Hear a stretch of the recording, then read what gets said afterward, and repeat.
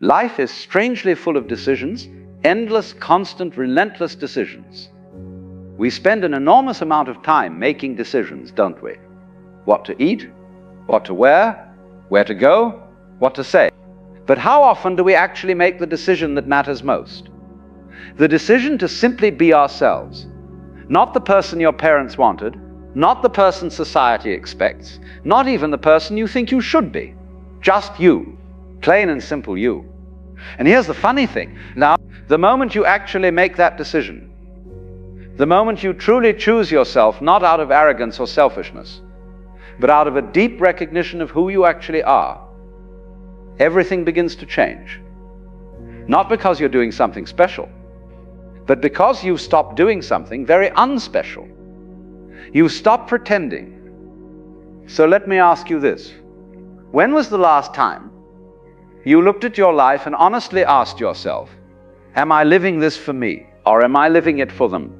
For the invisible audience in your head that's always watching, always judging, always keeping score. Most of us never even think to ask that question because we're too busy performing, too busy trying to get it right, to make it work, to prove something to someone we'll probably never even meet. But what happens when you stop? What happens when you finally choose yourself? Well, let me tell you, it's not what you think. You see, we've been taught that choosing yourself is selfish, that it means abandoning others, ignoring responsibilities, running away to some island where you can sit under a palm tree and forget about the world. But that's not it at all. Choosing yourself is not about rejecting life. It's about accepting it. It's about recognizing that you are not a stranger in the universe, but a part of it. And the moment you accept that, the moment you stop fighting against your own nature, something extraordinary happens. You relax. Now, most people don't know how to relax. They think relaxation means lying on a couch doing nothing. But real relaxation, the kind that changes your life, is not about doing nothing. It's about doing what you do without resistance, without the constant voice in your head saying, am I doing this right? What will they think? Is this good enough? When you choose yourself, that voice starts to quiet down. Not because you've defeated it or suppressed it, but because you've stopped taking it so seriously. You've realized that the voice was never yours to begin with. It was just an echo of all the people who told you who you should be. Your parents, your teachers, your friends, your culture. They all meant well, of course, but they were trying to turn you into something that fit their picture, their plan, their idea of what a good life looks like. And the problem is, their picture was never meant for you. Think about it. Have you ever tried to force yourself into clothes that don't fit? It's uncomfortable, isn't it? You can't move properly. You can't breathe. You spend the whole time adjusting, pulling, trying to make it work. That's what most people do with their entire lives. They're walking around in clothes that don't fit, pretending they're comfortable, wondering why they feel so exhausted all the time. Choosing yourself is like taking off those clothes and putting on something that actually fits. And the moment you do, you realize how much energy you've been wasting. All that effort you put into being someone else, into maintaining an image, into proving your worth, it just falls away. And what's left is this simple, easy presence, this sense of being at home in your own skin. But here's where it gets interesting. When you finally choose yourself, when you stop trying to be what others want and start being what you are, people notice. Some of them won't like it. In fact, some of them will be deeply threatened by it, because your authenticity reminds them of their own pretending. Your freedom highlights their prison, and that makes them uncomfortable. So they'll try to pull you back. They'll question your choices. They'll tell you you've changed.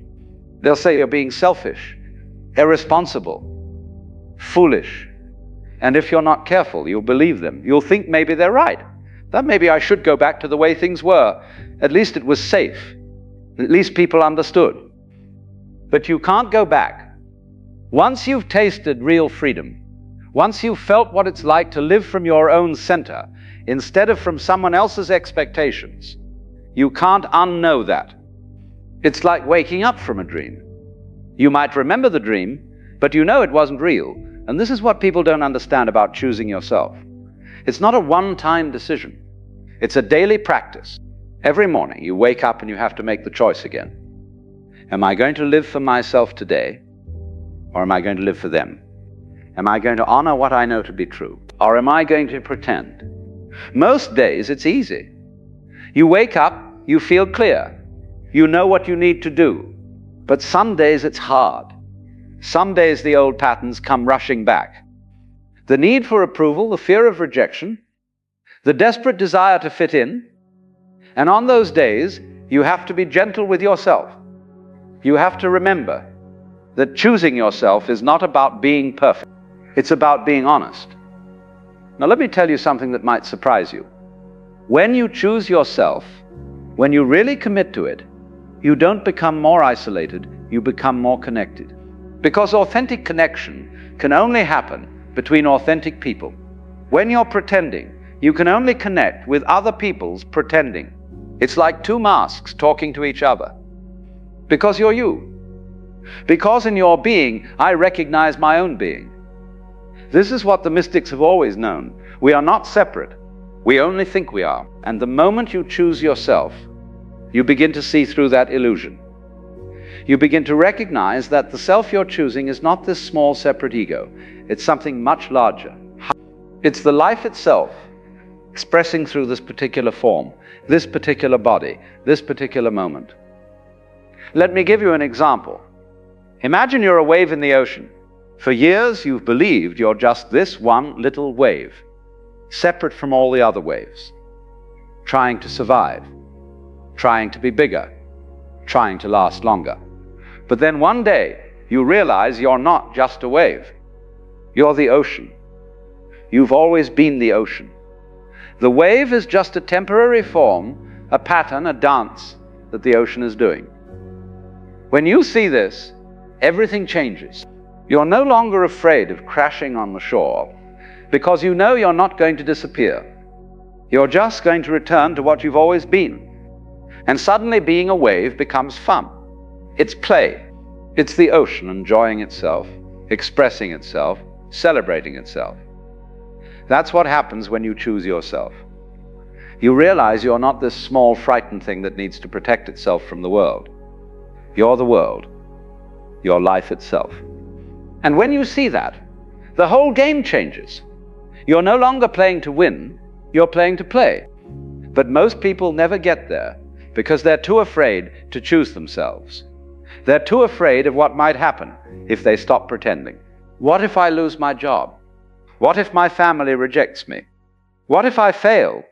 What if I'm alone? These are real fears. I'm not saying they're not.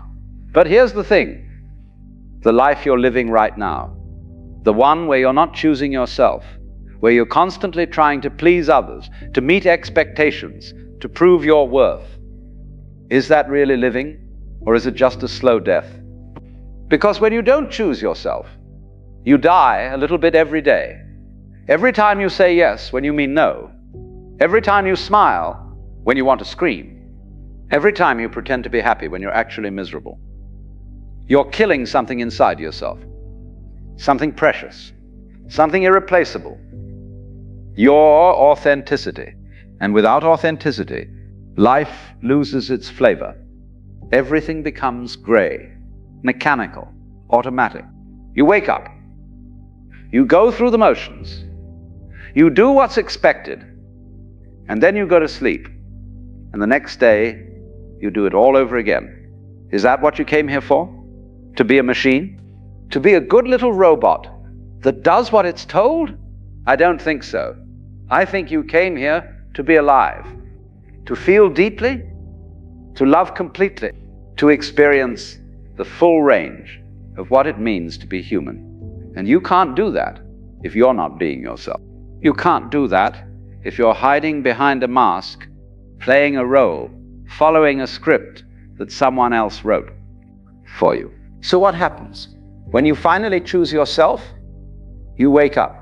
Not gradually, not politely the year, but suddenly, violently, completely, like someone throwing open the curtains in a dark room and letting the sunlight pour in.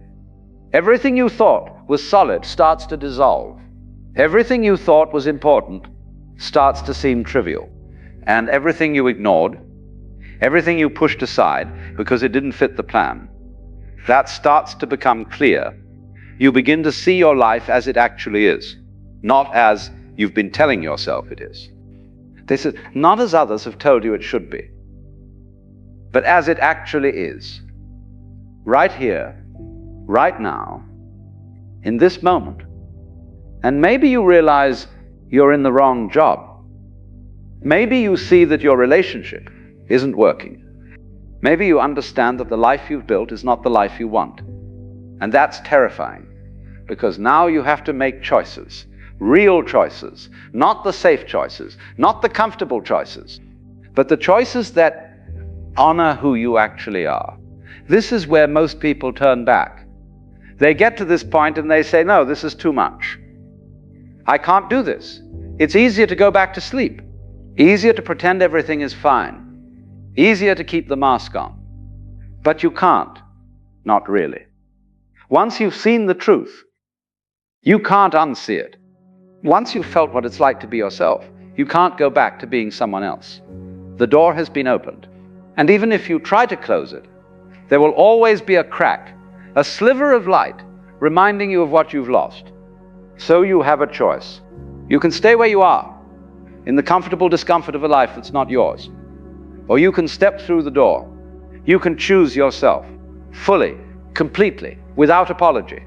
And when you do, something miraculous happens. The fear doesn't go away. The uncertainty doesn't disappear. The challenges don't magically resolve themselves. But you change. You become present. You become real. You become alive in a way you've never been before. Because you're no longer divided. You're no longer at war with yourself. There's no longer a part of you that wants one thing and another part that wants something else. You're whole, integrated, complete. And from that wholeness, everything flows. Your work becomes effortless because you're no longer forcing yourself to do things you hate. Your relationships become genuine because you're no longer pretending to be someone you're not. Your life becomes meaningful because you're finally living according to your own values, your own truth, your own heart. This is not easy. Let me be clear about that. Choosing yourself is perhaps the hardest thing you will ever do, because it means letting go of everything you've been taught, everything you've believed, everything you've built your identity around. It means facing your shadows. Those parts of yourself you've been trying to hide, to suppress, to deny. The anger you've never expressed, the sadness you've never allowed yourself to feel, the desires you've never permitted yourself to acknowledge. All of that has to come out, has to be seen, has to be integrated. And this process is messy. It's uncomfortable, it's painful. There'll be moments when you question everything, when you wonder if you're making a terrible mistake, when you long for the simplicity of your old life, even though it was killing you. But you keep going. You keep choosing yourself, day after day, moment after moment. Not because it's easy, but because it's true. And slowly, something begins to shift. The resistance starts to ease. The fear starts to loosen its grip, and you begin to discover something you never knew was there. Peace. Not the kind of peace that comes from controlling everything, from having it all figured out, from making sure nothing bad ever happens, but the kind of peace that comes from accepting what is, from trusting life, from knowing that whatever happens, you'll be okay because you're no longer pretending to be something you're not. This peace is not fragile. It doesn't depend on circumstances. It doesn't require that everything go your way. It's there in the good times and the bad times.